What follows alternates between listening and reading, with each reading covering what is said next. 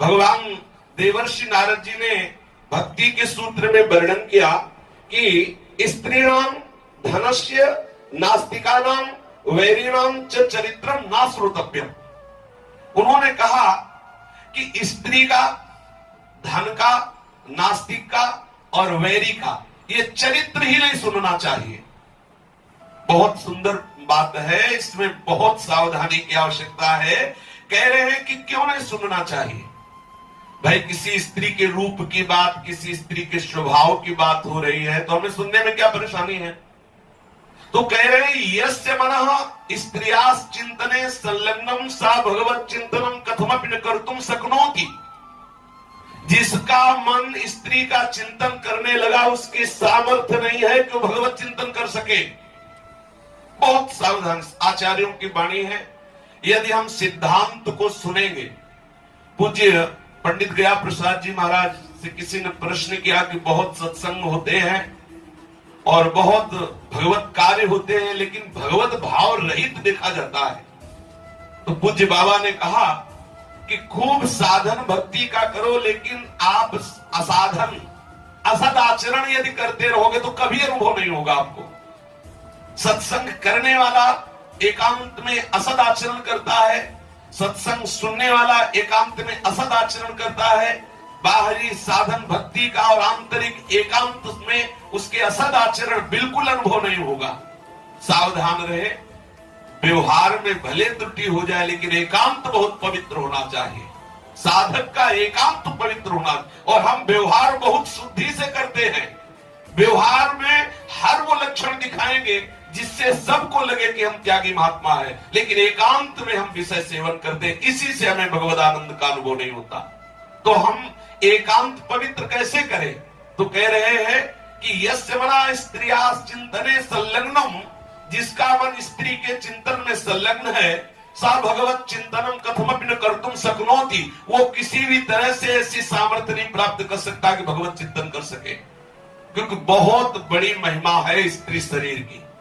जब भगवान ब्रह्मा जी ने मरीचादि महापुरुषों को, बड़े बड़े ऋषियों को प्रकट किया सृष्टि बढ़ाने के लिए, तो जो प्रकट हो वही कहे हम तो समाधि में बैठेंगे।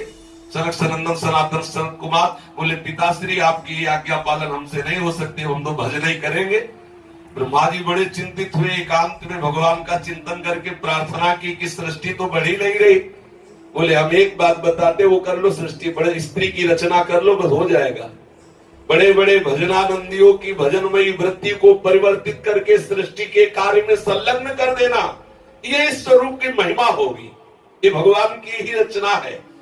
तो जिसका चित्त यस्य मना स्त्रिया चिंतन संलग्नम सा भगवत चिंतनम कथमपि न कर्तुम शक्नोति। बहुत सावधान, जब हम स्त्री चर्चा करते हैं, स्त्री रूप के विषय में वार्ता करते हैं, स्त्री सुख के विषय में वार्ता करते हैं, वही स्त्री साधक पुरुष के संबंध में बिल्कुल ऐसा ही विचार करें तो हमारा चित्त चिंतन करने लगता है। अभी चर्चा हुई कि चित्त एक शुभ्र वस्त्र है, श्वेत वस्त्र है, जैसा हम चिंतन करते हैं वैसा रंग उसमें चढ़ जाता है। यदि हम आंखों से स्त्री के स्वरूप को एकाग्रता से देखेंगे, श्रवणेंद्रिय से स्त्री सुख संबंधी वार्ता सुनेंगे, भोग विलास संबंधी बातें मनन करने लगेंगे, तो निश्चित हम भ्रष्ट हो जाएंगे, भगवत चिंतन बनेगा ही नहीं। स्त्री चिंतने कामस्योत्पत्तिर्भवति, स्त्री का चिंतन निश्चित काम को उत्पन्न कर देता है। तथा कामः प्रेम मार्गे सर्वतो महान बाधकोस्ति, ये काम प्रेम मार्ग में सबसे अधिक बाधा है। स्त्री संबंधनी नाम वार्तानाम श्रवणेन पठनेन दर्शनेन चैव स्त्री चिंतनम भवति। जब स्त्री संबंध से हम कोई वार्ता करते हैं, स्त्री संबंधी वार्ता श्रवण करते हैं, स्त्री संबंधी वार्ता पठन करते हैं, स्त्रियों को देखते हैं, तो चैव स्त्री चिंतनम भवति, तो उसका स्त्री चिंतन बनने लगता है। और जिसका स्त्री चिंतन बन जाता है तो बोले भगवत चिंतनम कथमपि न कर्तुम शक्नोति, वो भगवत चिंतन नहीं कर सकता। अतः साधकस्य मुचितम यस्य स्त्री विषयकम वार्तालापम न कुर्यात्, उचित है कि साधक को स्त्री संबंधी वार्ता बिल्कुल नहीं करनी चाहिए। स्त्री संबंधी वार्ताम गानम वा न श्रुणुयात्, स्त्री संबंधी कहीं वार्ता हो रही हो नहीं सुनना चाहिए, स्त्रियों के द्वारा गान हो रहा हो नहीं सुनना चाहिए। एक बार किसी संत से सुना कि यदि कोई पुरुष लौकिक गीत भी गा रहा हो तो बड़े खड़े होके सुन ले। एकदम निषेध है, पर अगर सुन भी लिया तो ज्यादा फर्क नहीं पड़ेगा। लेकिन यदि स्त्री मधुर वाणी से गा रही हो, हाव भाव प्रकट करे, बिल्कुल मत देखना, भ्रष्ट होने में संशय नहीं है। स्त्री संबंधी वार्ताम गानम व श्रोणियात, बिल्कुल न सुने। स्त्री संबंधी चित्रम न पश्येत, स्त्री का चित्र कभी एकांत में न देखे। स्त्री विषयकम पुस्तकम साहित्यम व न पठेत, जिसमें स्त्री संबंधी काम विषय को वार्ता हो उस साहित्य को ना पढ़े ना सुने। ईदृशम नाटकम चलचित्रादिकम चा नावलोकयेत, चलचित्र सिनेमा आदि नाटक आदि जिनमें ऐसी हाव भाव प्रकट करने वाली अभिनेत्रियां आदि है, उनका दर्शन न करे। स्त्री चरित्र विषय किंचिदप्यालोचनम न कुर्या, स्त्री के विषय में कोई आलोचना न करे, उस विषय में ही ना जाए। स्त्रीणाम संबंधे निबंधादि न लिखेत, स्त्री के संबंध में कोई निबंधादि न लिखे। स्त्रीणाम मध्य न तिष्ठेत, स्त्रियों के बीच में न बैठे। तथा स्त्री भी सहा अनावश्यकम न संगच्छेत, स्त्रियों के संग में अनावश्यक न चले। ये साधका गृहस्था स्युस्तैरात्मनो विवाहिताम पत्नी विहाय यथा संभव मन्यासाम स्त्रीणाम संपर्कात स्वात्मा रक्षणीय। जो साधक गृहस्थ है, स्युस्तैरात्मनो विवाहिताम, वो अपनी विवाहिता पत्नी के सिवा यथा संभव मन्यासाम स्त्रीणाम संपर्कात स्वात्मा रक्षणीय, वो अपनी रक्षा करे कि किसी अन्य स्त्रियों से किसी भी तरह का संपर्क न करे।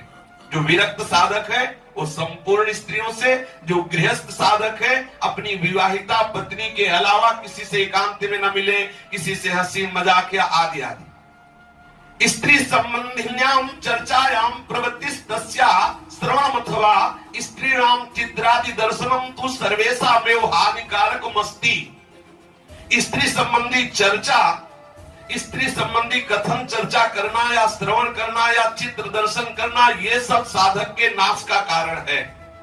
न तथास्य भवेन् मोहो बंधश्चान्य प्रसंगतः योषित संगाद यथा पुंसो यथा तत्संगी संगतः।